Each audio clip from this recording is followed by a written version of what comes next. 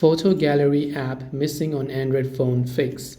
Hey everybody, welcome back to the channel. In today's video we're going to learn how we can solve if the photo gallery app is missing on your Android phone, so make sure to watch the video till the end. Now this thing typically depends upon the phone that you're using. I'm using a Samsung Galaxy device, so Samsung actually has their own gallery app which you can download from their Galaxy store, and if you're using Xiaomi device, Xiaomi also has their own app store which you can use to download Mi Gallery or HyperOS Gallery, right? So first of all, remember which phone you're using, and even if your phone does not equip with a gallery app, you can always use free version of Google Photos. So Google Photos is also one of the most preferred choice of most people. So if you want to download Google Photos, it's a free gallery app. You will also get 15 gigabytes free for backing up your photos and data. So you can install the Google Photos app and then start using that if you don't have other options here. Now there are many gallery apps, doesn't mean you have to use Google Photos, but that's just the one that I recommend. So hope this video helped you. If you have got any more questions, feel free to leave them down below.